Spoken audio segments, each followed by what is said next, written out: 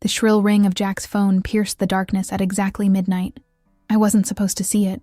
His body tensed beside me, a slight flinch that wouldn't have been noticeable if my insomnia hadn't already kept me wide awake for the past 3 hours.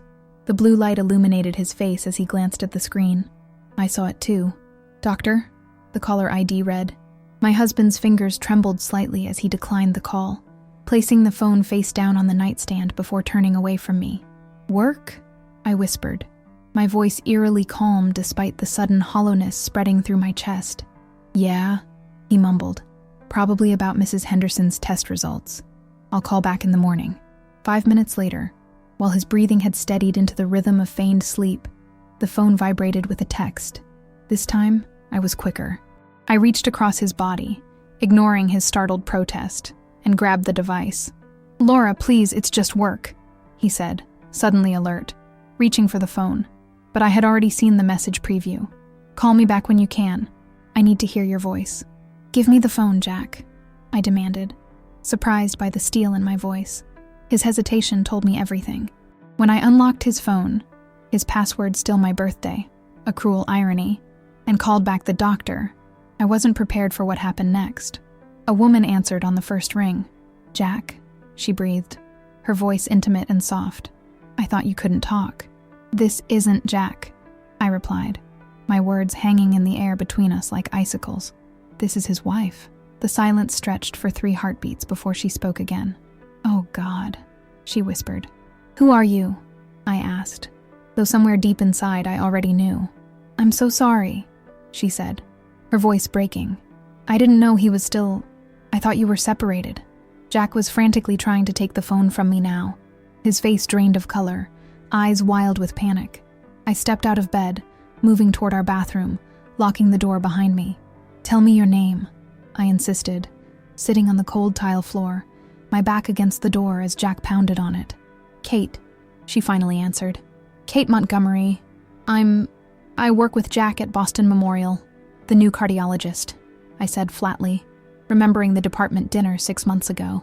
The young doctor with chestnut hair and eyes that lingered too long on my husband. The one he'd mentioned casually, too casually, in conversation. "How long?" "Laura, please open the door." Jack was pleading now. "Let me explain." 4 months, Kate said, her voice small.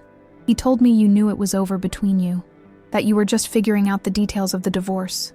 The laugh that escaped me sounded foreign to my own ears. "There is no divorce, Kate. We just renewed our vows on our 20th anniversary, 3 months ago." Her sharp intake of breath was audible. "Oh my God," she whispered again. Then, with growing horror in her voice, "The trip to Hawaii in April?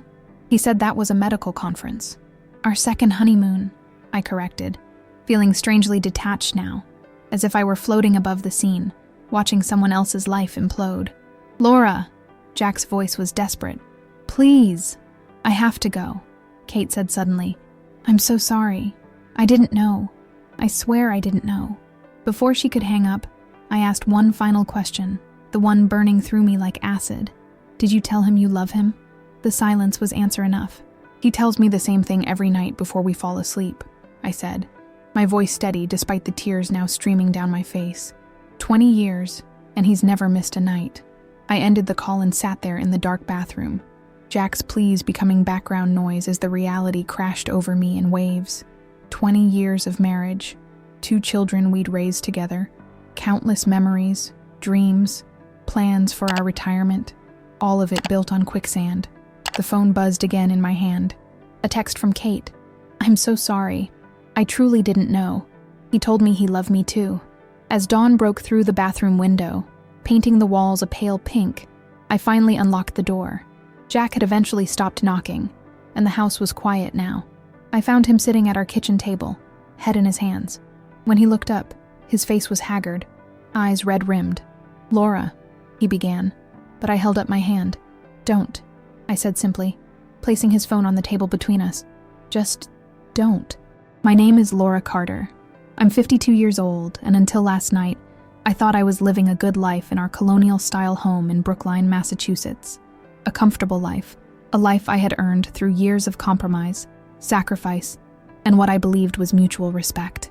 I teach English literature at Brookline High School, where I've spent the last 27 years helping teenagers understand Shakespeare and Austen, Morrison and Hemingway. My students sometimes ask why I never wrote a novel of my own.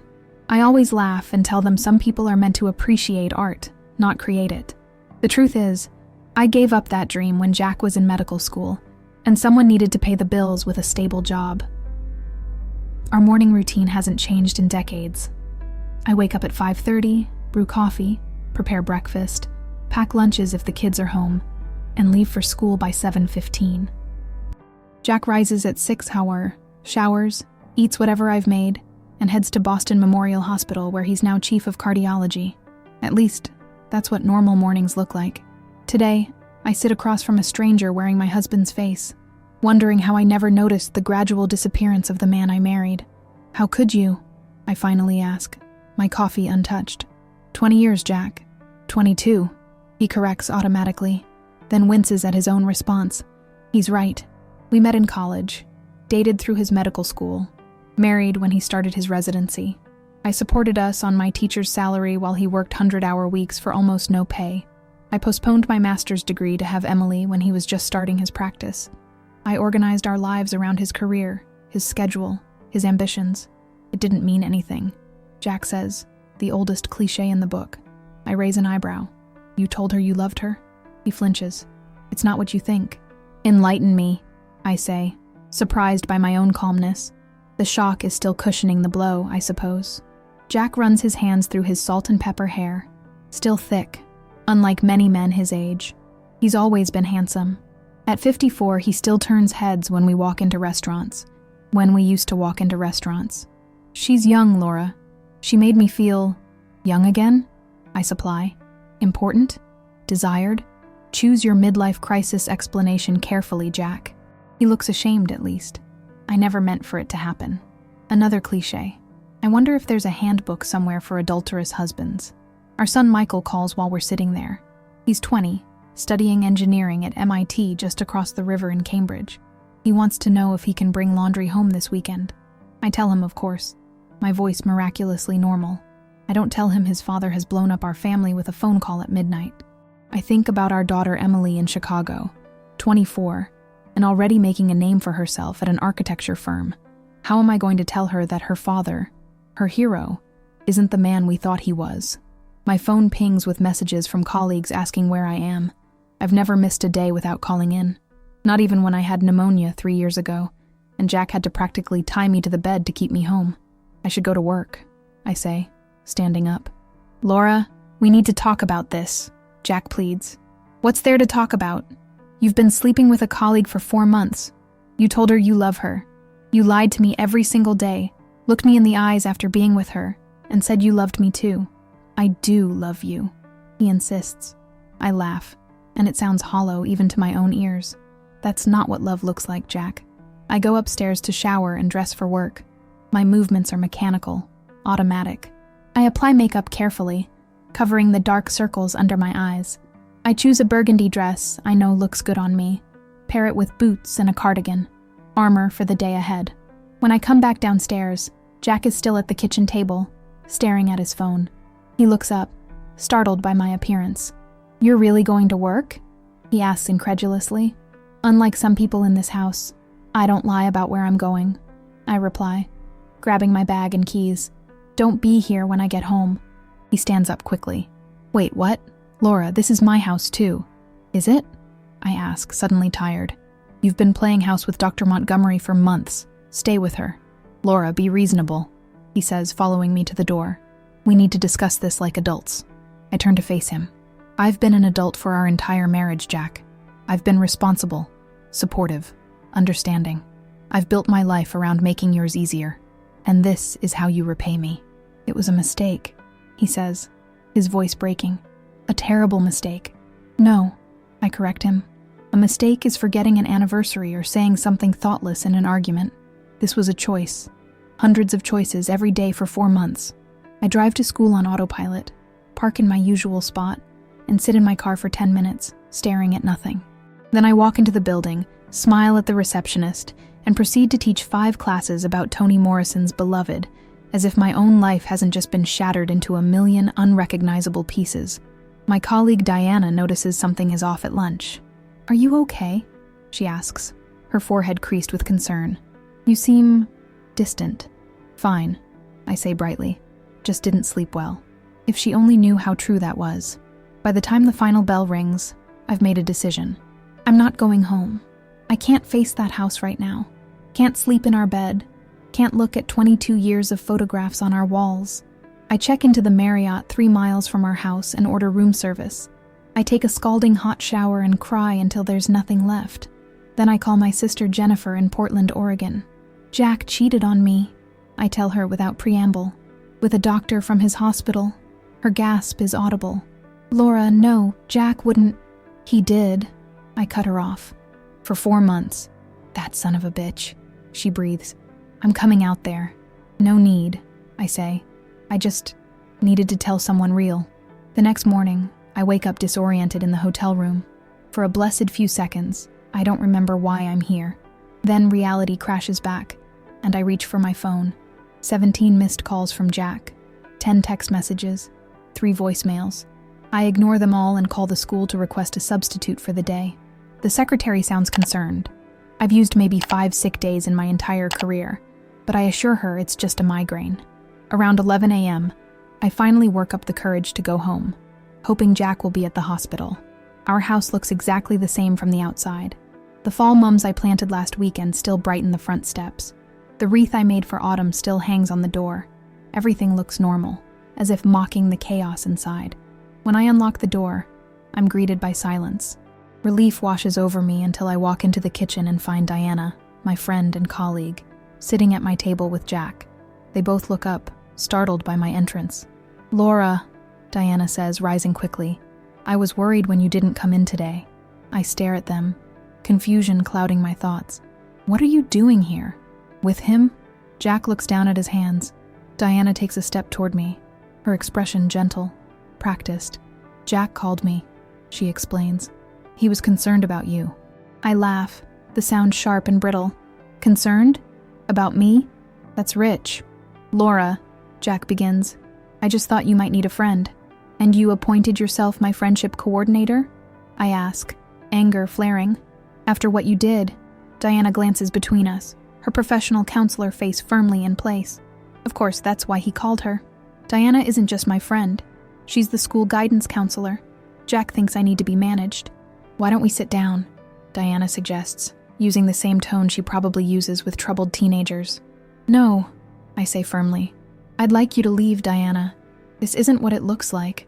Jack told me everything," she says quietly, "about his indiscretion. I'm here for you, Laura. Indiscretion.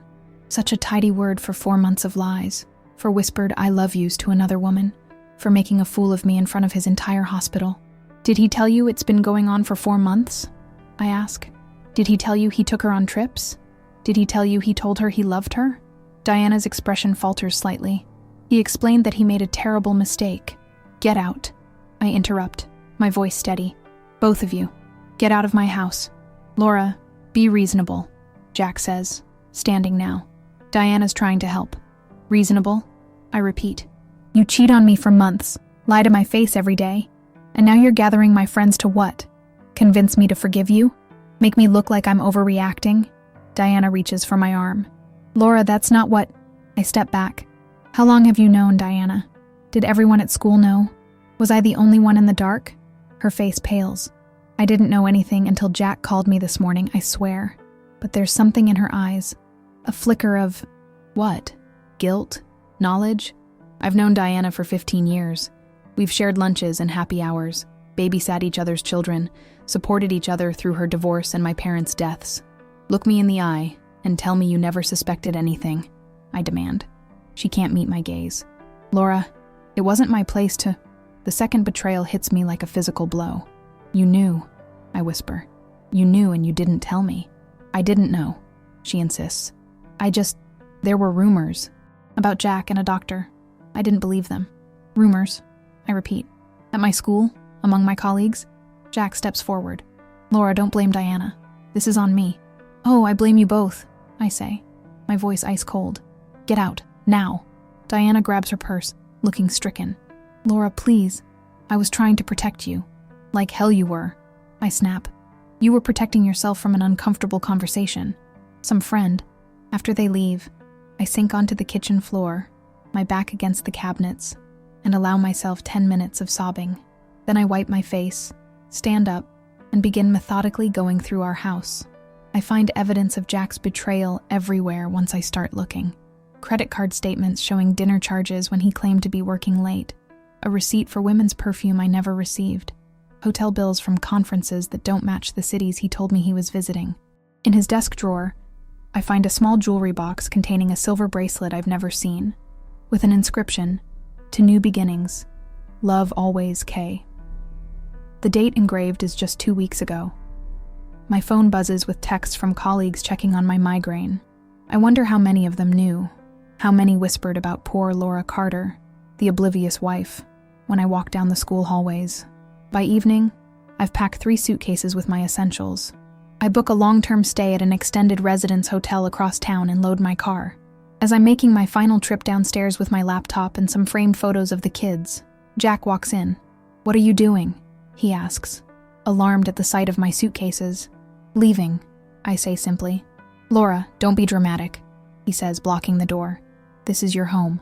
"Is it?" I ask. It feels more like a stage set where I've been playing the role of devoted wife while you and half of Brookline laugh behind my back. "Nobody's laughing," he insists. "It was a mistake. We can fix this." I try to move past him, but he doesn't budge. "Move, Jack. Not until you agree to talk about this rationally," he says.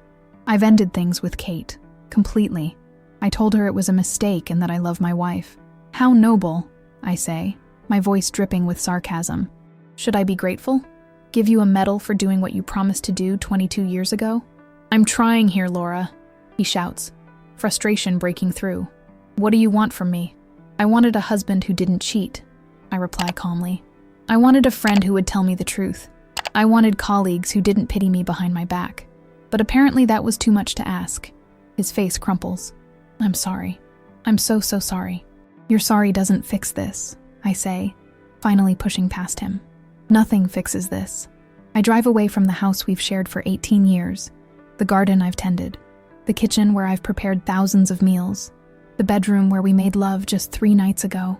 I drive away from the life I thought was real, but was apparently just an elaborate illusion, maintained by lies and the collective silence of people I trusted. I check into the extended stay hotel with mechanical movements, thanking the receptionist with a smile that doesn't reach my eyes. The room is clean and impersonal. Beige walls, generic prints, a kitchenette with the basics. It could be anywhere in America. It could be nowhere. I sit on the edge of the bed and allow myself to remember. Jack and I met at Boston University in 1993. I was a junior English major with dreams of becoming a novelist.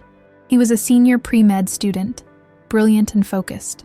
We met at a mutual friend's party, where I found him hiding in the kitchen, reading a medical journal instead of mingling. "Not much of a party animal?" I'd asked, amused at finding someone even more introverted than myself. He'd looked up, startled, then smiled. That smile, it transformed his serious face into something radiant. "I have an organic chemistry exam on Monday," he'd explained. "I shouldn't even be here, but my roommate insisted."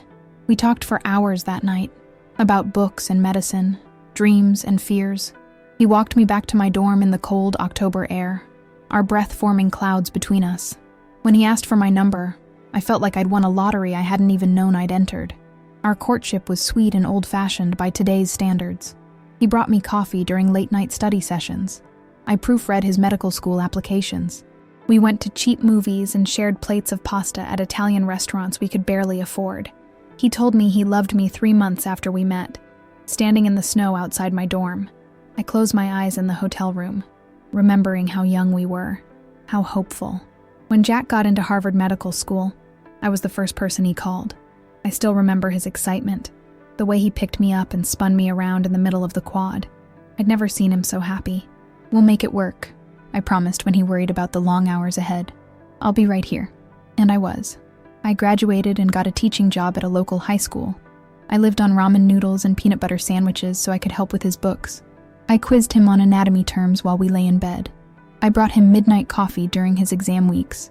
In his second year, when his mother was diagnosed with breast cancer, I drove him to Pennsylvania every other weekend to see her.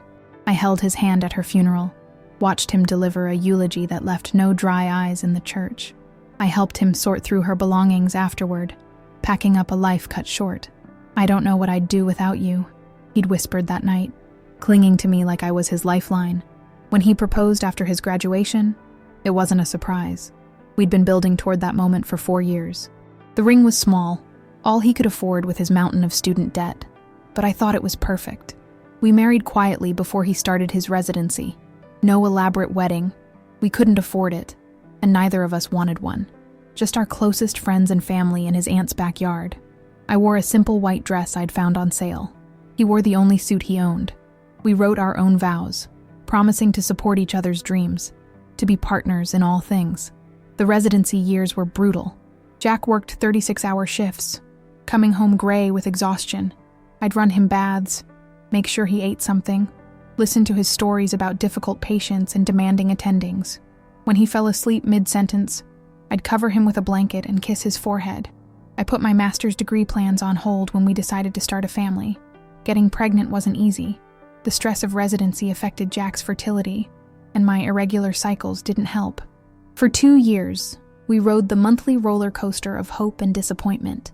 I gave myself hormone shots in our tiny bathroom. Jack held ice to the injection sites afterward, apologizing for what I was going through. When the pregnancy test finally showed positive, we both cried. Emily was born during the final year of his residency. I went into labor while Jack was on call. He made it to the hospital just in time, still wearing scrubs, his eyes wild with fear he was too late. "You're here," I'd said, reaching for his hand as another contraction hit. "That's all that matters." Jack cut the umbilical cord with shaking hands. When the nurse placed Emily on my chest, he touched her tiny fingers with a look of wonder. "We made this," he whispered. "You and me." I stayed home with Emily for 2 years while Jack started his cardiology fellowship. Money was still tight, but we managed. I clipped coupons, shopped sales, learned to make baby food from scratch. Jack worked even longer hours, but always made time to read Emily a bedtime story, no matter how tired he was. When I went back to teaching, we juggled childcare between us. If Emily got sick, I was the one who stayed home. If there was a school event, I was the one who attended. Jack was building his career, and we both understood the sacrifices that required. Michael came along 4 years later, another difficult pregnancy that ended in an emergency C-section. Jack was performing a procedure when I was rushed to the hospital. My sister Jennifer, visiting from Portland, drove me instead. Jack arrived just after Michael was born, still in his surgical cap, devastated he'd missed it. "I'm so sorry," he'd said, tears in his eyes. "The patient, I couldn't leave in the middle. You saved a life today," I'd told him, holding our son. "And then you came home to meet this new one. That's a pretty good day, Dr. Carter." Over the years, as Jack's career flourished, our roles solidified. He was the breadwinner, the prestigious doctor. I was the support system, the steady presence that kept our family functioning. I managed the household, the children's schedules, the social calendar. I made excuses when he missed parents' nights, planned vacations around his conferences, rescheduled family events when emergencies called him away. I never complained. Not when I had to drive Emily to college visits alone because Jack had patients. Not when I sat by myself at Michael's baseball games. Not when I went to my father's funeral without him because he couldn't find coverage at the hospital. "You're a saint," my sister would say during our weekly calls. "I don't know how you do it." "It's not sainthood," I'd laugh. "It's partnership. His success is my success too." And I believed that. I truly did. Every promotion, every accolade Jack received felt like validation for our shared sacrifice. When he was named chief of cardiology 3 years ago, I felt as proud as if it had been my own achievement. "I couldn't have done any of this without you," Jack said at the celebration dinner, raising a glass to me in front of his colleagues. "Laura is the heart of everything I do." Everyone applauded. I blushed. And somewhere in that room, perhaps, was Kate Montgomery, watching, planning, waiting for her chance to take what I had built with years of sacrifice and love. In the sterile hotel room, I curl into myself as the memories wash over me. 22 years. Half my life given to this man. Every decision made with him in mind. Every sacrifice justified by our partnership. And for what? So he could whisper, "I love you," to a woman young enough to be our daughter? 2 weeks pass in a blur of numbness. I teach my classes, smile at colleagues, avoid Diana completely. I sleep poorly in the hotel room, wake with headaches, forget to eat meals. Jack calls and texts constantly. I block his number. The children know something is wrong. Michael stops by the hotel one evening, his young face creased with worry. "Mom, what's going on? Dad says you won't talk to him. I can't bring myself to tell him yet. Your father and I are working through some things," I say vaguely. "Adult things." Michael looks skeptical but doesn't press. "Are you coming to my presentation next week? The engineering showcase?" "Of course," I promise, squeezing his hand. "I wouldn't miss it." Emily calls from Chicago, her voice suspicious. "Dad sounds weird. And why are you in a hotel? What aren't you guys telling me?" "Nothing for you to worry about," I assure her, the lie bitter on my tongue. "Just some renovations at the house. The renovation of my entire life, I think, but don't say." I avoid the school faculty lounge, eating lunch in my classroom instead. I can't bear the thought of sympathetic looks or, worse, the whispers that might stop when I enter the room. I've called in sick twice, more than my entire previous year, when the thought of facing everyone becomes too overwhelming. On Friday afternoon, as I'm packing up to leave, Principal Hawkins appears in my doorway. Robert Hawkins, with his perpetually rumpled suits and earnest demeanor, has been my boss for a decade. "Laura, do you have a minute?" I nod, though dread pools in my stomach. Robert closes the door behind him. Never a good sign. "I'm concerned about you," he says, taking a seat across from my desk. "You've missed days, you're avoiding staff meetings, and 3 parents have emailed about assignments that haven't been returned." I flush with embarrassment. I've always been meticulously professional. "I'm sorry," I say, straightening papers that don't need straightening. "There's been a personal situation. I'll catch up this weekend." Robert's expression softens. "Laura, we've worked together for 10 years. If something's wrong, you can tell me." The kindness in his voice almost breaks me. Almost. "It's temporary," I assure him. "I'm handling it." He hesitates, then says carefully, "If you need to talk to someone, the district provides counseling services. Completely confidential." "Thank you," I say stiffly. "I'll keep that in mind." After he leaves, I sit motionless at my desk. Is this what my life has become? The subject of concerned interventions? The teacher who can't keep up with grading? The wife who didn't know her husband was cheating? On Saturday morning, I force myself to return to the house to collect more of my belongings. Jack's car isn't in the driveway, and I feel a rush of relief as I unlock the door. But as I step inside, I hear voices from the kitchen. Jack's and a woman's. I freeze, my heart hammering. Is he with her? In her home? I move silently down the hallway, fury building with each step. But when I reach the kitchen doorway, it's not Kate Montgomery I see sitting at my table. It's my mother-in-law's sister, Aunt Meredith, Jack's only living relative. "Laura!" she exclaims, rising from her chair. "Thank goodness. Jack said you might stop by." I stare at them both, confusion replacing anger. Meredith has always been kind to me, but we've never been particularly close. She lives in Connecticut and visits maybe twice a year. "Meredith," I say stiffly, "I didn't know you were coming.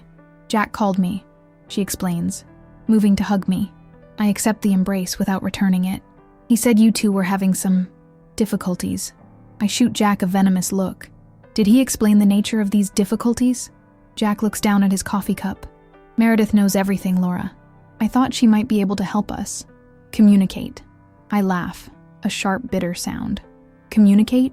We're well past communication, Jack." Meredith's face is pained. "Laura, dear, I know you're hurt. What Jack did was inexcusable." "You're right about that," I say, moving to the cabinet to get a glass of water, needing something to do with my hands before I throw something. "But," she continues, "marriages face challenges, sometimes terrible ones. And after 22 years, don't you think?" "Don't," I interrupt, slamming the glass down harder than intended.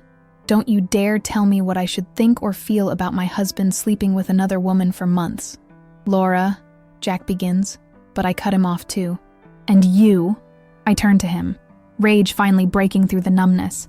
"How dare you bring in reinforcements? First Diana, now your aunt.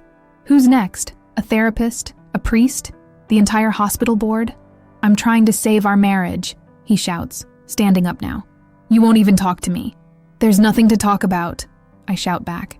You destroyed everything we built. And for what? Some young doctor who made you feel important? Did you think about your children? Did you think about me? Meredith stands too, raising her hands placatingly. Maybe I should give you two some privacy. No need, I say, grabbing my purse. I was just leaving. I'll come back for my things another time. Jack moves quickly, blocking the doorway. Laura, please, just listen. 5 minutes. Get out of my way, I say, my voice deadly quiet. Not until you hear me out, he insists. I ended things with Kate completely. I told the hospital board about our relationship and requested she be transferred to another department. I'm seeing a therapist. I'm doing everything I can to make this right. How noble, I say, the sarcasm cutting. And I'm supposed to be grateful? Fall into your arms? Forgive and forget? No, but did you tell your aunt about Hawaii? I ask suddenly. Did you tell her that while you were with Kate, supposedly at a conference, I was planning our vow renewal, booking the exact same hotel where we honeymooned? Did you tell her I spent months organizing the perfect surprise, only to have you come home and lie to my face about where you'd been? Jack pales. Meredith looks stricken. Jack, she says quietly, you didn't mention that part. It wasn't, he stammers. Let me guess, I continue relentlessly. You also didn't mention that I found the bracelet you bought her, 2 weeks after our vow renewal. To new beginnings, Jack? Really? Tears fill his eyes. Laura, please.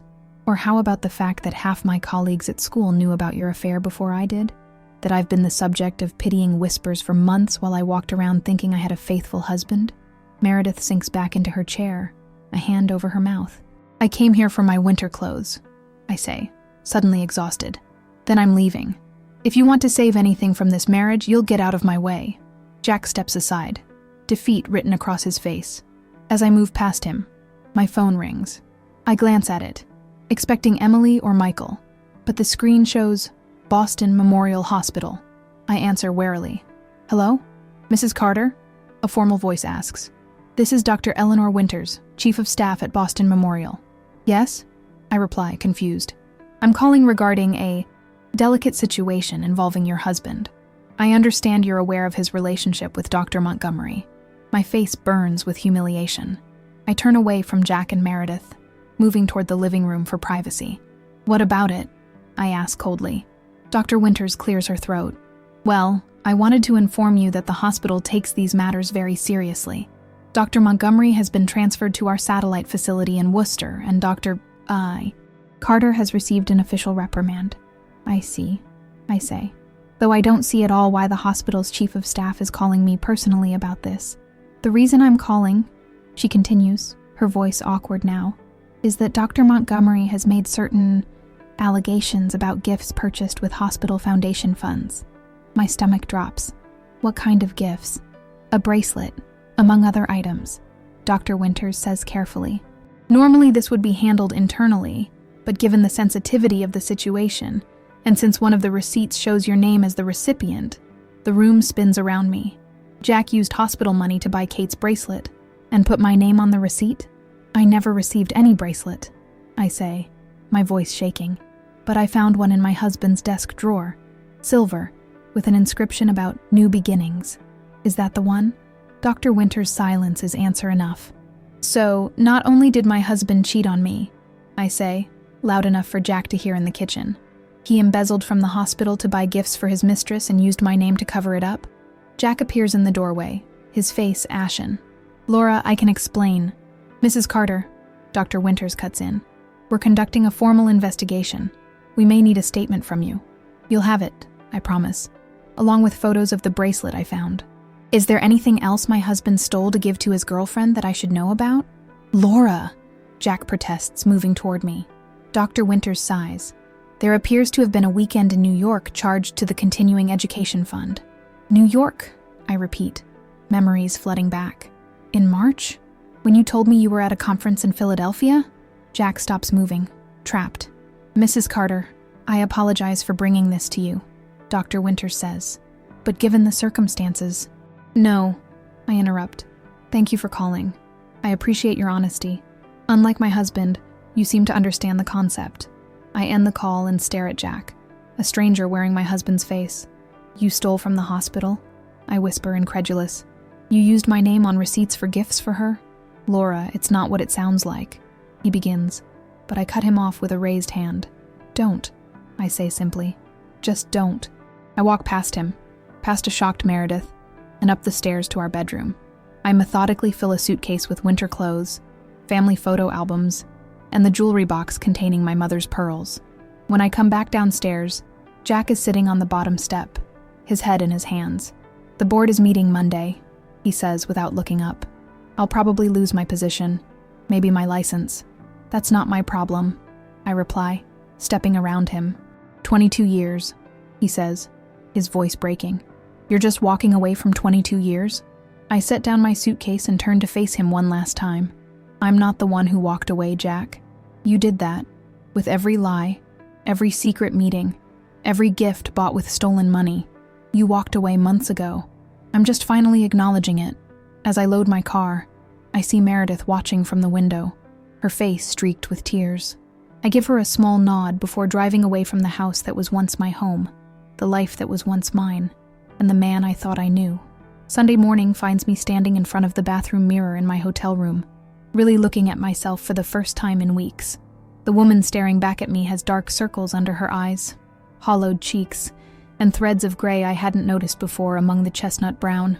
I look older, certainly, but there's something else there too, a hardness around the mouth, a clarity in the gaze. "Who are you now?" I whisper to my reflection. The question echoes in the small bathroom. Who am I, if not Jack Carter's wife? For 22 years, that role has shaped my identity, dictated my choices, determined my place in the world. I was 19 when we met, still forming, still becoming. I molded myself around his needs, his career, his ambitions. I don't regret the children, the home we built, the life we shared. But somewhere along the way, I lost the thread of who I might have been without him. I remember the novel I started writing in my 20s, abandoned when Jack needed me to take on extra classes to support us during his fellowship.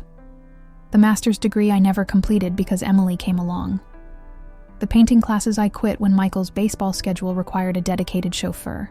Small sacrifices, each one reasonable, necessary even, but they accumulated over decades, burying my own ambitions beneath the weight of everyone else's needs. As I shower and dress for the day, a strange calmness settles over me. The shock is receding, leaving behind something unexpected. Clarity. Jack's betrayal has shattered the life we built, but perhaps, in that shattering, there's an opportunity to reassemble the pieces into something new, something that's mine. I check my phone to find more missed calls from Jack, texts from Diana still seeking forgiveness, and an email from Principal Hawkins reminding me about the late assignments. I ignore them all and call my sister instead.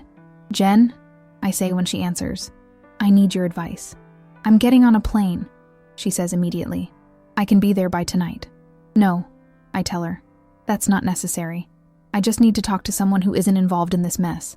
"I'm listening," she says, and I can picture her settling into her favorite chair, ready to give me her full attention.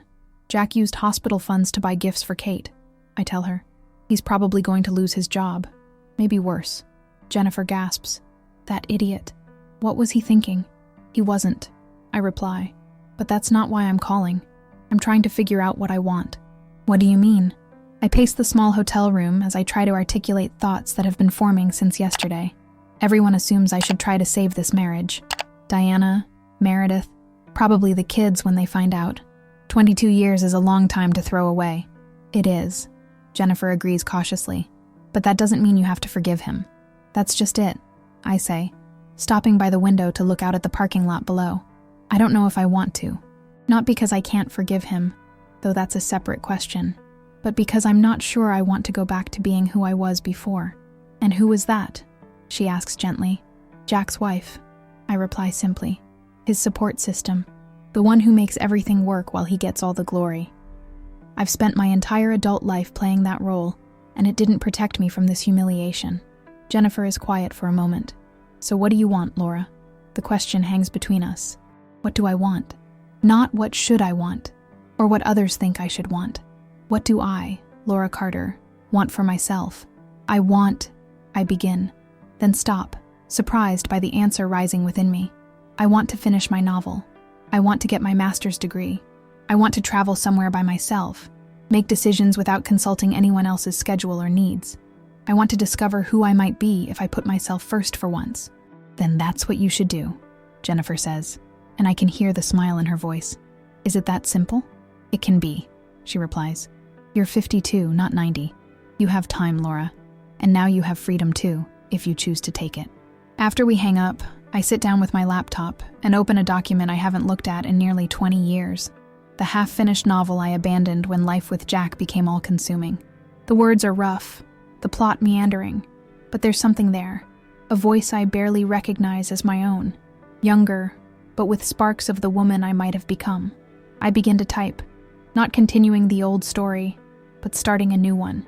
Words flow from me in a way they haven't in decades, raw and honest. I write for hours, losing track of time, emerging only when my stomach reminds me I haven't eaten since yesterday. As I make a sandwich in the little kitchenette, my phone rings again. Jack. This time I answer. Laura? His voice is hopeful, surprised. You picked up. I did, I say calmly. What do you want, Jack? I just wanted to hear your voice, he stammers. And to tell you I met with the hospital board this morning. They're placing me on administrative leave while they investigate. I see, I reply, feeling strangely detached from his crisis. I'm sorry about your job. That's not, he begins, then sighs. Laura, none of that matters without you. I'll resign, I'll find another position, I'll do whatever it takes. I just want you to come home. Home. The word doesn't evoke our house anymore. It doesn't evoke Jack. I can't do that, I tell him. Please, he begs, his voice breaking. I made a terrible mistake, the worst mistake of my life. But we can get through this. We've been through hard times before. This isn't about forgiveness, Jack, I say, surprising myself with the steadiness in my voice. This is about me needing to figure out who I am without you. What does that mean? Panic edges his words. It means I've spent my entire adult life being your wife, supporting your career, raising our children. I don't regret any of that. But somewhere along the way, I lost myself. And before I can decide about our future, I need to find out who I am now. Laura, please. I need time, I interrupt. And space. I need you to respect that. There's a long pause before he responds, his voice subdued. How much time? I don't know, I answer honestly. But pressuring me won't help. Sending people to talk to me won't help. The only thing that will help is giving me the space to figure this out. And if I do that, he asks, if I give you time and space, then I'll let you know when I'm ready to talk about what happens next. After we hang up, I feel lighter somehow. For the first time since that midnight phone call, I'm making choices based on what I need, not reacting to Jack's betrayal or others' expectations. I call Michael and ask him to meet me for dinner. It's time to tell the children the truth, but I'll do it my way. One-on-one, honest, but without vilifying their father. Tomorrow, I'll call Emily and have a similar conversation. Then I open my laptop again and search for Masters in English Literature online programs. As results fill the screen, I feel a stirring of something I haven't experienced in years. Possibility. Later, as I walk through a nearby park, watching autumn leaves spiral down in the crisp afternoon air, I realize what's different. The constant background anxiety that's accompanied me through decades of managing everyone else's needs is gone. In its place is a strange new feeling. Freedom. My phone buzzes with a text from Michael, confirming dinner. There's also an email from Boston University's Continuing Education Department with information about their master's program. A voicemail from Principal Hawkins checking in again. Life continues, demanding responses, requiring decisions. But for the first time in as long as I can remember, I'm approaching these demands as choices, rather than obligations. What do I want to do, rather than what should I do? I sit on a park bench and watch children playing on a nearby playground, their laughter carrying on the breeze. I think about the woman I was at 19, full of dreams and ambitions. I think about the wife and mother I became, setting those dreams aside for others, and I wonder about the woman I might still become, if I have the courage to put myself first. It's not too late, I whisper to myself, and for the first time in weeks, I believe it. Michael takes the news about his father's affair better than I expected. We sit in a quiet corner of a restaurant downtown, away from anywhere Jack and I used to frequent. I kind of suspected something was wrong, he admits, pushing pasta around his plate. Dad's been acting weird for months. You knew? I ask, surprised. He shrugs. Not specifically, but he'd get these calls he'd take in another room. He was distracted a lot. And then when you suddenly moved out, he looks up at me, his eyes, so like his father's, serious. Are you going to divorce him? I don't know yet, I answer honestly. I need some time to think. Michael nods slowly. Whatever you decide, I'm here for you, Mom. His simple support brings tears to my eyes. Thank you, sweetheart. My call with Emily the next day is more difficult. She cries, then rages, threatening to come home and confront her father. Don't, I tell her firmly. This is between your father and me. I don't want you and Michael taking sides. But he cheated on you, she protests. How can we not take sides? Because he's still your father, I say. And whatever happens between us doesn't change that. After these conversations, I feel strangely lighter. The children know. The secret is out. No more pretending. No more vague explanations about taking some time apart. Wednesday morning, I receive an unexpected email from Dr. Eleanor Winters, the Chief of Staff at Boston Memorial. Mrs. Carter, I hope this finds you well. In light of recent events, I would appreciate the opportunity to speak with you in person regarding some matters that have come to the hospital's attention. Please contact my assistant to arrange a time that works for you. Curious and slightly apprehensive, I call and schedule a meeting for Thursday afternoon. The hospital has always been Jack's domain. In 22 years, I've only visited for functions, fundraisers, or the occasional lunch date. Walking through the gleaming lobby now, I feel like an intruder. Dr. Winter's office is on the top floor, with views overlooking the Charles River. She rises when her assistant shows me in, a tall, imposing woman in her 60s, with steel gray hair and piercing blue eyes. Mrs. Carter, thank you for coming, she says, extending her hand. Please, sit down. It's Ms. Mitchell, actually, I correct her, using my maiden name for the first time in decades. Or Laura is fine. Something like approval flickers in her eyes. Laura, then. I appreciate you making the time. Your email sounded important, I say, settling into the chair across from her desk. Yes, she agrees, sitting back down. What I'm about to share with you is confidential and potentially sensitive, but given your situation, I believe you have a right to know. My pulse quickens. Know what? Dr. Winters opens a folder on her desk. Our investigation into your husband's financial improprieties has uncovered some concerning patterns. What kind of patterns? She looks at me directly. The gifts for Dr. Montgomery weren't the first time your husband misappropriated hospital funds. The statement hangs in the air between us. I struggle to process its implications. What are you saying?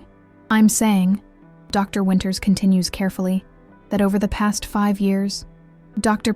Carter has systematically diverted funds from various hospital accounts, research grants, continuing education budgets, even patient care funds. I feel the blood drain from my face. How much? Approximately $1.2 million. The number is so large it doesn't register at first. That's impossible, I whisper. I would have noticed. We don't live extravagantly. Our house is nice, but not. We don't have vacation homes or expensive cars or... Dr. Winters slides a document across the desk. This is a summary of our findings so far. The funds were primarily directed to an investment account in the Cayman Islands. Your name is not on the account. I stare at the paper, numbers and dates swimming before my eyes. I don't understand. Why are you telling me this? Because you may be implicated, she says bluntly. Some of the documentation bears your signature. My signature? I repeat, panic rising. I never signed anything related to hospital finances. She pulls another document from the folder. Is this your signature? I look at the form, a transfer authorization with my name scrawled at the bottom, but it's not my handwriting. No, I say firmly. That's not my signature. Jack must have forged it. Dr. Winters nods, as if confirming a suspicion. We thought that might be the case. Laura, The hospital is prepared to pursue criminal charges against Dr. Carter, but we wanted to speak with you first, to understand your involvement, or lack thereof. I had no idea, I say, my voice shaking. None whatsoever.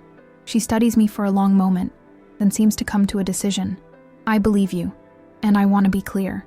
The hospital doesn't see you as culpable. In fact, we see you as another victim of your husband's deception. Relief washes over me, quickly followed by a new wave of anger and betrayal. Jack didn't just cheat, he stole. He forged my signature. He put me at legal risk without my knowledge. What happens now? I ask. That partly depends on you, Dr. Winters replies. We'll be meeting with the board and our legal team tomorrow. If you're willing to provide a statement confirming the forgeries, it would strengthen our case. And if I don't? She sighs. The investigation will continue regardless, but your cooperation could help establish a clear timeline and protect your own interests. I think about Jack, about our children, about the public humiliation a criminal case would bring. Then I think about his betrayal, not just of our marriage, but of his oath as a doctor, of the patients who trusted him, of me as his partner in life. I'll cooperate, I tell Dr. Winters, but I have conditions. Her eyebrows raise slightly, which are, I want immunity in writing, stating clearly that I had no knowledge of or involvement in these activities. She nods. That can be arranged. And, I continue, surprised by my own boldness, I want access to all financial records related to our joint accounts for the past 10 years. That's not strictly within the hospital's purview, she begins. You're about to destroy my husband's career and possibly send him to prison. I interrupt. The least you can do is help me understand what's happened to our family finances. Dr. Winters considers this, then nods slowly. I'll have our financial team prepare what they can. The rest may require subpoenas or court orders, depending on how your husband responds. As I leave her office, my mind is racing. Jack hasn't just been hiding an affair. He's been hiding a double life. The question is, why? Where did the money go? And how will I protect myself and our children from the fallout? Back at my hotel, I call my sister again. Jen, I need a lawyer, I say without preamble. A good one. Criminal defense and divorce. After explaining the situation, I hang up and open my laptop. It's time to do some investigating of my own. For years, I've managed our household finances, while Jack handled the investments and retirement accounts. I always trusted him implicitly. He was the brilliant doctor after all, and I was just an English teacher. Now I pull up our bank statements, credit card bills, tax returns, anything I can access online. I create spreadsheets, tracking income and expenses, looking for discrepancies. For hours, I lose myself in numbers, searching for the truth Jack has been hiding. Around midnight, I find something odd. Regular transfers from our joint account to an unfamiliar bank, labeled simply investment. The amounts varied, $5,000 here, $8,000 there, but they added up to nearly $500,000 over the past decade. I've never seen statements for this account. Jack always said he'd handle the investments, that he had a financial advisor through the hospital. I trusted him. I dig deeper, searching for any documentation of this mysterious investment account among the files I brought from the house. In a folder labeled Retirement Planning, I find statements from our legitimate retirement accounts, but tucked in the back is a single statement from Cayman National Bank, dated 3 years ago. The account is in Jack's name only. The balance at that time was just over $900,000. My hands shake as I dial the number my sister texted me earlier. Her friend Sarah, a high-powered attorney in Boston who specializes in complex divorce cases. It's late, I say when she answers. I'm sorry to call at this hour. Don't apologize, Sarah replies crisply. Jennifer briefed me. This sounds like exactly the kind of case I handle. Can you come to my office tomorrow at 9? The next morning, I bring everything I've found to Sarah's sleek downtown office. She listens without interrupting as I explain the hospital's investigation, the forged signatures, the hidden accounts. Your husband has been busy, she comments when I finish, and not in a good way. What do? I ask. Sarah's eyes are sharp, assessing. You protect yourself and your children. First, we file for divorce immediately, today if possible. Second, we petition for emergency financial orders freezing all assets. Third, we coordinate with the hospital's legal team to ensure you're fully insulated from any criminal charges. And the money? I ask. The account in the Caymans? We go after it, she says simply. Offshore doesn't mean untouchable, especially when fraud is involved. By the end of the day, I've signed divorce papers. Sarah has filed motions to freeze our joint assets and for me to have exclusive use of the house, which, she points out, I'll likely need to sell once this is over. Jack will probably face criminal charges, she warns me. When that happens, his assets will be at risk of seizure. We need to separate your finances as quickly as possible. As I leave her office, my phone rings. Jack. Laura, he says when I answer, his voice tight with panic. The hospital suspended me pending a full investigation. They're saying I misappropriated funds. They're talking about pressing charges. I know, I reply calmly. A pause. What do you mean, you know? Dr. Winters called me in yesterday. They found my forged signatures, Jack. His sharp intake of breath tells me everything. Laura, I can explain. Save it for your lawyer. I cut him off. You'll need one. I filed for divorce today. Divorce, he whispers, sounding genuinely shocked. Laura, please, we can work through this. Work through what exactly? I ask. The affair? The stolen money? The forged signatures that could have sent me to prison alongside you? Which part did you think we could work through? I was going to pay it back, he says desperately. It was just temporary. Investments that went wrong. I was trying to build security for our retirement. By stealing from sick people? I ask incredulously. By risking my freedom? By lying to me every single day for years?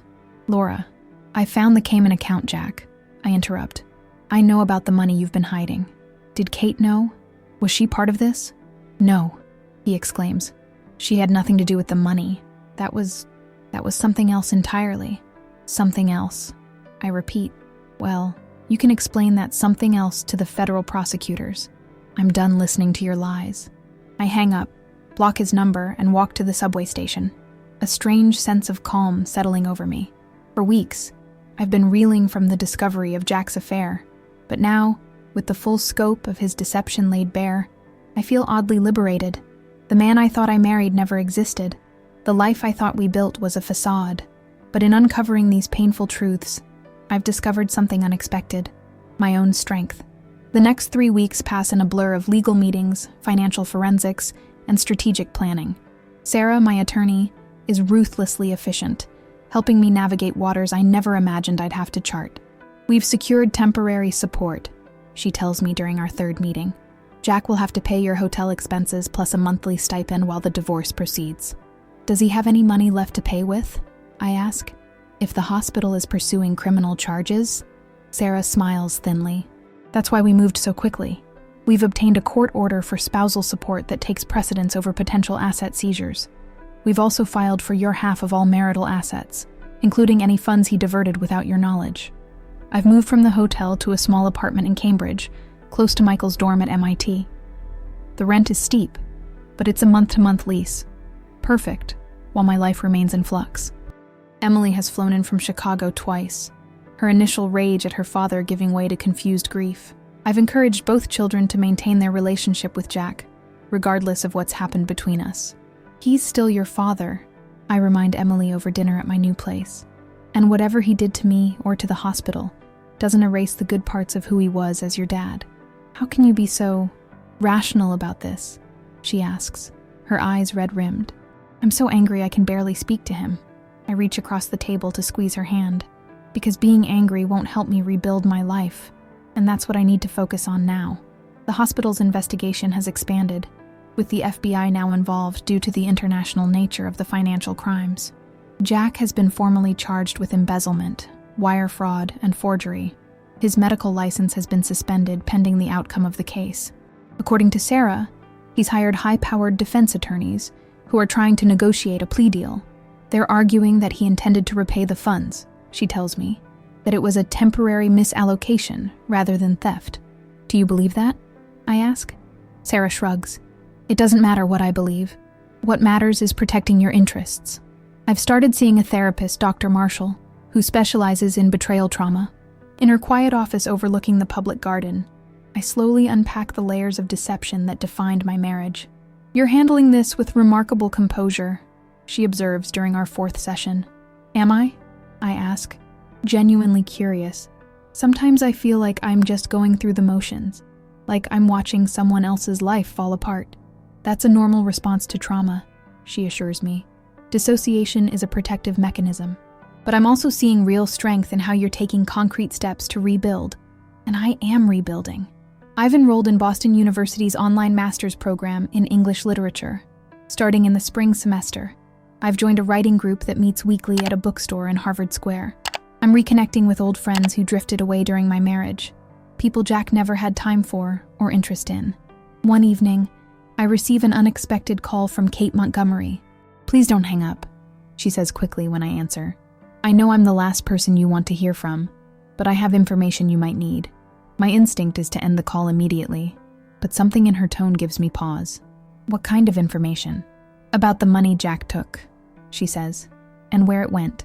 We agree to meet at a coffee shop halfway between Boston and Worcester, where she's now working. When I arrive, she's already there, looking much younger and more vulnerable than I remembered from that hospital dinner 6 months ago. "Thank you for coming," she says as I sit across from her. "I wouldn't blame you if you hated me." "I don't hate you," I reply honestly. "I don't know you. Jack is the one who betrayed me, not you." She looks down at her coffee. "I was part of it. I should have asked more questions when he said you were separated." "Why didn't you?" Kate sighs. "Because I wanted to believe him. Because he was brilliant and charming and made me feel special. Because I was stupid." I don't disagree with her assessment. "You said you had information about the money." She nods, reaching into her bag to pull out a manila envelope. "About 2 months into our relationship, Jack asked me to help him with some financial transactions. He said it was for a research project the hospital was funding off the books. Something about experimental treatments that hadn't been approved yet. And you believed him?" "At first," she admits. "He's very convincing. But then I started noticing discrepancies. The account numbers didn't match any hospital format I'd seen before. The authorization codes were irregular." She slides the envelope across the table. "These are copies of everything I have. Transaction records, account numbers, dates. I was going to give them to the FBI, but I thought you should see them first." I open the envelope and scan the documents inside. Spreadsheets, wire transfer confirmations, handwritten notes in Jack's familiar scrawl. Why would he keep records of his own embezzlement? I wonder aloud. "I don't think he intended to," Kate explains. "He left his laptop at my place once. I found these files. I made copies because, I don't know. Insurance, maybe? In case things went wrong?" I look up at her. "When did you realize what he was really doing?" She meets my gaze directly. "After New York. We took a weekend trip that he said was a medical conference, but there was no conference. We stayed at the Four Seasons and he spent money like it was nothing. When I asked how a hospital administrator could afford that lifestyle, he got defensive. That's when I started looking more closely at the documents he'd asked me to help with." "And you stayed with him anyway?" Kate has the grace to look ashamed. "For a few more weeks. Then I told him I was uncomfortable with whatever financial game he was playing. He swore it was legitimate. Hospital politics, he said. Funds that would be replaced. I chose to believe him because the alternative was unthinkable. That you were dating a thief as well as a cheater." She nods. "I ended things the week after your vow renewal. He told me he'd been at a cardiology conference in San Francisco. Then I saw pictures of you two in Hawaii on his phone. That's when I knew everything was a lie. I study her. This young woman who got caught in Jack's web just as surely as I did, though with far less excuse. Why are you helping me?" I ask finally. "Because it's the right thing to do," she says simply. "And because I'm trying to fix what I can, even though I know it will never be enough." I take the envelope and stand to leave. "Thank you for this. It may help." "Laura," she calls as I turn away, "there's something else you should know. The money, a lot of it went to a woman named Veronica Winters in Philadelphia. Regular payments over several years. The name means nothing to me. Who is she?" "I don't know," Kate admits. "But the transfers were labeled family support. Family support." The words echo in my head as I drive back to Cambridge. Who is Veronica Winters? And why was Jack sending her money labeled family support? When I arrive at my apartment, I call Sarah immediately. "I need you to find out everything you can about someone named Veronica Winters in Philadelphia," I tell her. "And I have documents that might help trace the missing money." Sarah agrees to send her investigator right away. After we hang up, I spread Kate's documents across my small dining table and begin organizing them chronologically. A pattern emerges. Monthly transfers to Veronica Winters dating back 8 years, increasing in amount over time.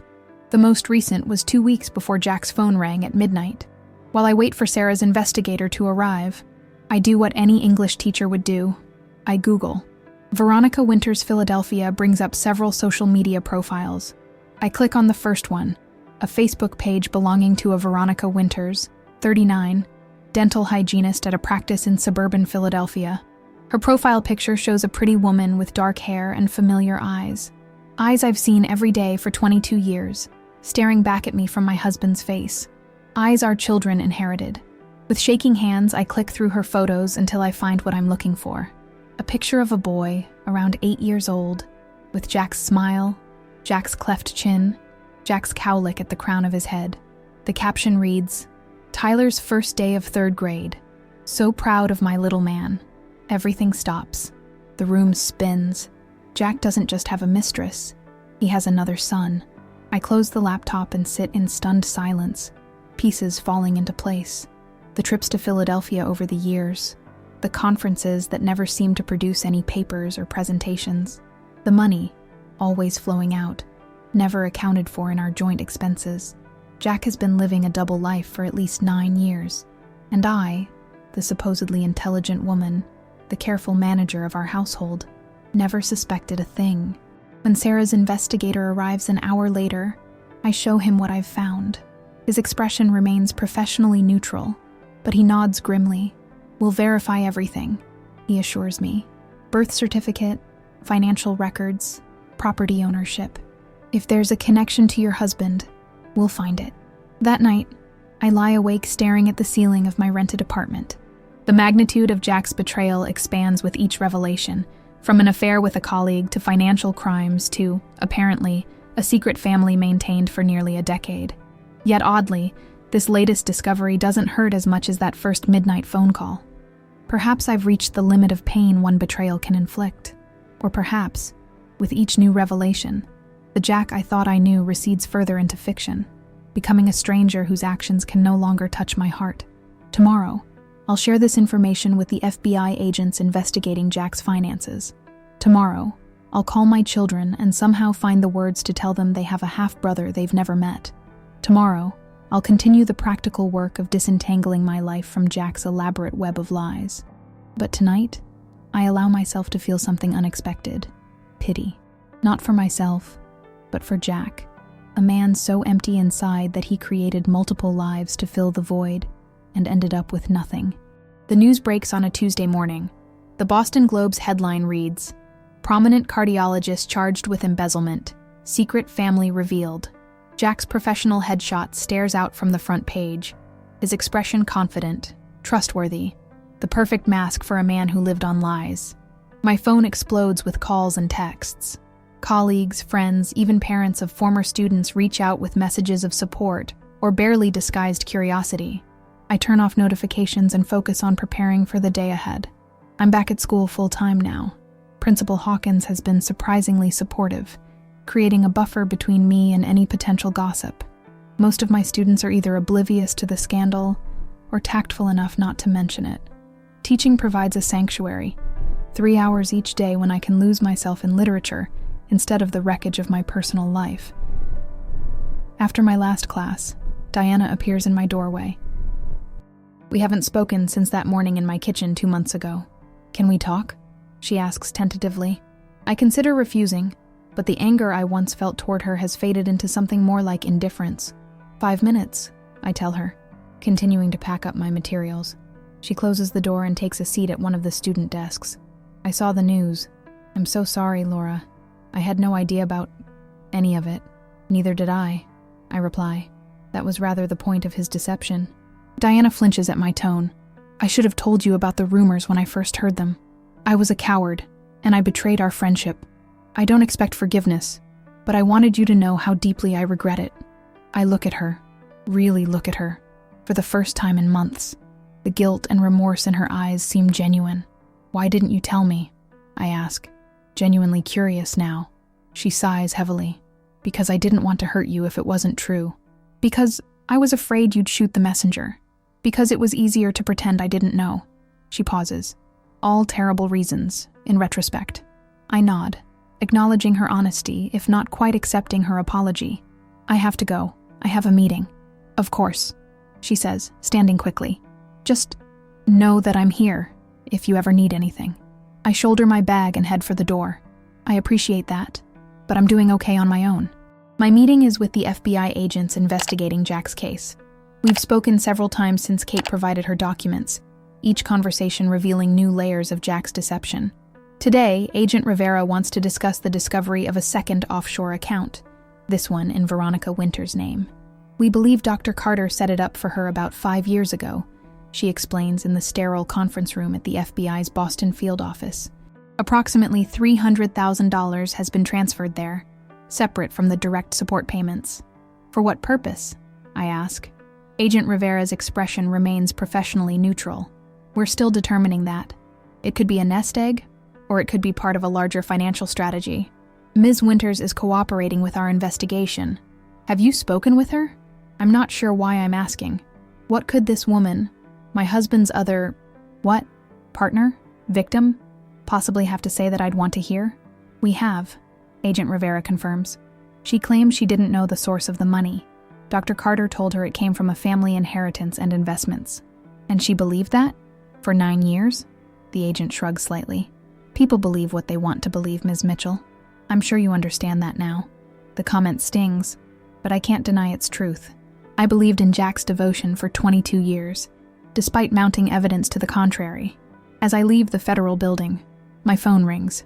The screen shows a Philadelphia area code, but no name. Hello? I answer cautiously. Is this Laura Carter? A woman's voice asks. I recognize it immediately, though I've never heard it before. It's the voice that must have said, "I love you," to my husband, countless times over the past 9 years. The voice his secret son hears every day. This is Laura Mitchell, I correct her. What can I do for you, Ms. Winters? A sharp intake of breath. You know who I am. Yes. I'm sorry to call you, she says, her voice shaking slightly. But I didn't know who else to talk to. The FBI has frozen all my accounts. The press is camped outside my house. Tyler's school called. The other children are asking questions he can't answer. And you thought I could help with this. How, exactly? I ask, keeping my voice level. She pauses. I wanted you to know I had no idea Jack was married. He told me his wife had died of cancer before we met. He had a whole story about it, how devastating it was, how he'd moved to Philadelphia to escape the memories, but then transferred back to Boston to be near her family for his children's sake. The elaborate lie would be almost impressive if it weren't so cruel. And you never questioned this? Never looked him up? Never wondered why his dead wife's name was still on joint accounts? He said he couldn't bear to change the accounts. She explains miserably, that it was his way of keeping her memory alive. God, I sound so stupid saying it out loud. Yes, I agree. You do. She's silent for a moment. I deserved that. I sigh, some of my anger deflating. What do you want from me, Veronica? Nothing, she says quickly. Or, I don't know. Understanding, maybe?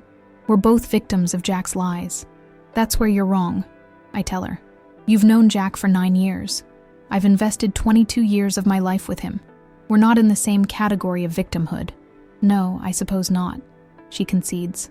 But we're both mothers trying to protect our children from their father's mistakes. The mention of her son, Jack's son, hits me unexpectedly hard. An innocent child, caught in this mess. A half-sibling to Emily and Michael who has no idea his world is built on lies. How is Tyler handling all this? I ask, surprising myself with the question. Veronica's voice breaks. He's confused, scared. Jack always told him his job kept him traveling. That's why he couldn't be with us full-time. Now there are reporters saying his father is a criminal, and I don't know what to tell him. Despite everything, I feel a pang of sympathy. Tell him the truth, at a level he can understand. That his father made serious mistakes, but that doesn't change the fact that he loves him. Does he? She asks quietly. Love any of us, I mean. How can someone who lies so completely ever truly love? It's a question I've asked myself countless times over the past months. I don't know, I admit. But Tyler needs to believe his father loves him, even if the man himself is deeply flawed. We talk for a few more minutes, an utterly surreal conversation between two women who shared a husband without knowing it. Before we hang up, Veronica asks one more question. Will you tell your children about Tyler? I already have, I reply. They're adults. They deserve the truth. Thank you, she says softly. They can meet him someday if they want to. He should know his siblings. After the call, I sit in my car for a long time, processing the strange new reality where I'm having civil conversations with my husband's other woman about their secret child. When I finally drive home, there's an unfamiliar car parked outside my apartment building. As I pull in, Jack emerges from it, looking haggard and much older than when I last saw him 2 months ago. Laura, he calls, moving toward me as I exit my car. Please, just give me 5 minutes. I should walk past him, ignore him completely. Instead, I find myself nodding toward a nearby bench. 5 minutes. We sit, maintaining careful distance between us. Jack looks terrible, unshaven, dark circles under his eyes, his clothes wrinkled as if he's been sleeping in them. I saw the news, I say when he doesn't immediately speak. Quite a fall from grace, Dr. Carter. He winces at my formal tone. I deserve that. I deserve all of it. Yes, you do. I agree. What do you want, Jack? I have nothing left to say to you. He runs a hand through his disheveled hair. I wanted to tell you in person before it hits the news. I've taken a plea deal. 3 years in federal prison, forfeiture of assets, permanent revocation of my medical license. The sentence seems light for the magnitude of his crimes, but I'm not surprised. White-collar criminals rarely face the full weight of justice. I see, I say. And you came here to... what? Get my blessing? No, he says quickly. To apologize.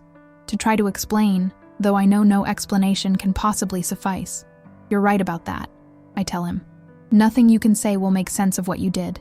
Not just to me, but to Veronica, to the hospital, to our children, to Tyler. He flinches at his son's name. You've spoken to Veronica? She called me today. Apparently your house of cards collapsing has left her in quite a difficult position. Jack looks genuinely stricken. I never meant for any of this to happen. I laugh, the sound bitter even to my own ears. That's the most pathetic excuse I've ever heard. You didn't mean to maintain 2 separate families for 9 years? You didn't mean to steal over $1 million? You didn't mean to destroy everyone who trusted you? I got caught in lies that just kept growing, he says, his voice breaking. One deception led to another, and another, until I couldn't find my way back to the truth. Poor Jack, I say, my voice dripping with sarcasm, the victim of his own lies. He looks at me directly for the first time. I know I don't deserve forgiveness. I know I've lost everything that ever mattered, but I wanted you to hear it from me. I'm sorry, more sorry than I can ever express. I study the man I once loved, trying to reconcile the Jack I knew with the stranger he turned out to be. Your 5 minutes are up, I say, standing. I have essays to grade. Laura, he calls as I walk away. For what it's worth, I did love you, in my own broken way. I turn back one last time. You don't know what love is, Jack. Love doesn't lie. Love doesn't betray. Love doesn't hurt the people it claims to cherish. Whatever you felt for me, or for Veronica, or Kate, or whoever else there might have been, it wasn't love. It was possession, convenience, maybe even dependence, but not love. As I walk up the steps to my apartment building, I feel Jack's eyes on my back, but I don't turn around again. There's nothing left to see. 1 year later, I stand in front of the mirror in my new bedroom, adjusting the cap on my head. The master's degree tassel swings gently as I secure the mortarboard with bobby pins. Mom, hurry up! Michael calls from the living room. We're going to be late. Coming, I call back, taking one final look at my reflection. The woman looking back at me is different from the one who heard her husband's phone ring at midnight 14 months ago. Her hair has more gray now, deliberately left uncolored. Smile lines frame eyes that have seen both heartbreak and healing. She looks complete, self-possessed. I grab my gown and head out to join my children. Emily has flown in from Chicago for the weekend, taking precious time away from her architectural firm to see her mother graduate. Michael, now in his final year at MIT, has brought his girlfriend Zoe, a brilliant computer science major with a quick laugh and kind eyes. You look beautiful, Mom, Emily says, helping me into my graduation gown. Distinguished. Michael corrects with a grin. Academic regalia is supposed to be distinguished, not beautiful. She can be both, Zoe insists, adjusting my hood. Definitely both. We pile into Emily's rental car and head toward Boston University, where I'll walk across the stage to receive my master's degree in English literature.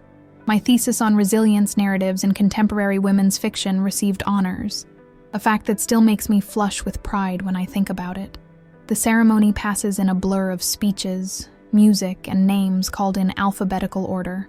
When Laura Mitchell echoes through the auditorium, I hear Emily and Michael cheering wildly from the family section. As I accept my diploma, I glance their way and see them standing, applauding their 53-year-old mother's achievement with unrestrained enthusiasm. Afterward, we celebrate at an Italian restaurant downtown. Jennifer and her husband have joined us, along with 2 colleagues from school who've become close friends this past year. To Mom, Emily toasts, raising her glass. Who taught us that it's never too late to reinvent yourself? To Laura, Jennifer adds, the strongest woman I know. I blush at their praise but accept it with a smile. It's been a long road to this moment, paved with difficult decisions and painful growth. Jack is serving his 3-year sentence at a minimum security federal prison in Pennsylvania.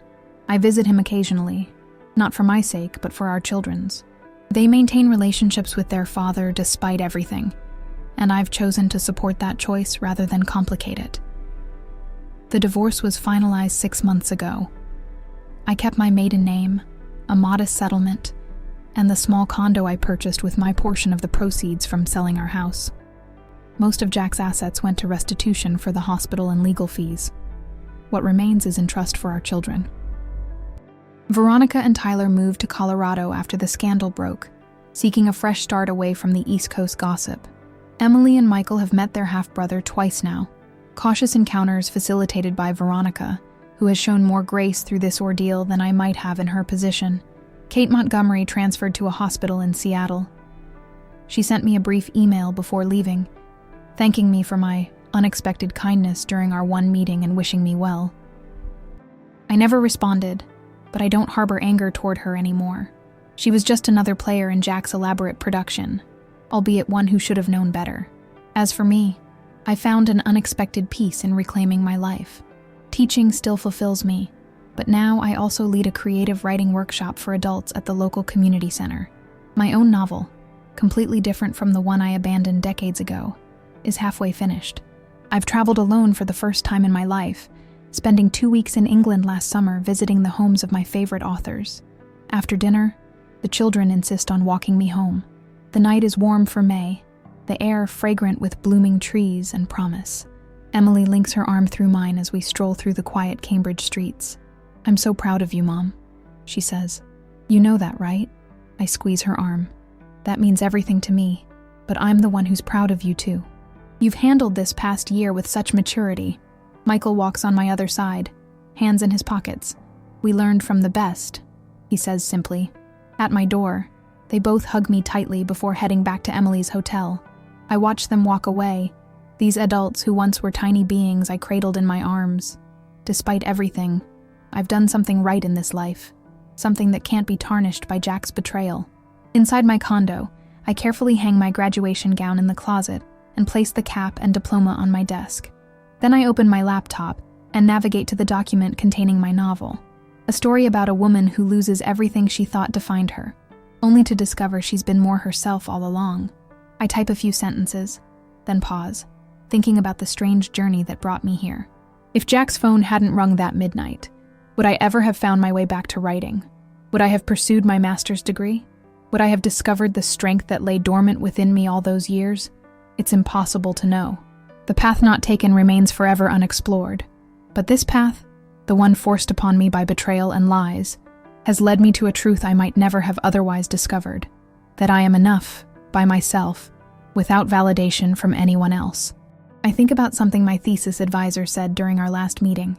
Resilience isn't about bouncing back to who you were before trauma, she told me. It's about growing into someone new, someone who carries the wounds but isn't defined by them. A year ago, I thought Jack had destroyed my life. Now I understand that what he really did was force me to create a new one that's authentically mine in a way my old life never was. I close my laptop and move to the window, looking out at the city lights. Somewhere out there, Other phones are ringing at midnight. Other lives are being upended. Other women are facing the shattering of everything they thought was real. To them, I would say this: the breaking is not the end. Sometimes it's only the beginning. Tomorrow, I'll grade final exams, work on my novel, have coffee with a friend. Simple pleasures that belong entirely to me. Next month, I'll begin teaching a summer course on women's literature. In the fall, I'll start submitting chapters of my novel to my writing group. The future stretches before me. Uncertain, yes, but mine to shape. No longer defined as Jack's wife, or even Jack's ex-wife, but simply as Laura Mitchell, teacher, writer, mother, friend, a woman who lost her way and then found it again, stronger and truer than before. I turn from the window and smile at my reflection in the darkened glass. The woman looking back has weathered storms I once thought would destroy her, but here she stands, scarred but whole, betrayed but not broken, finally and completely herself.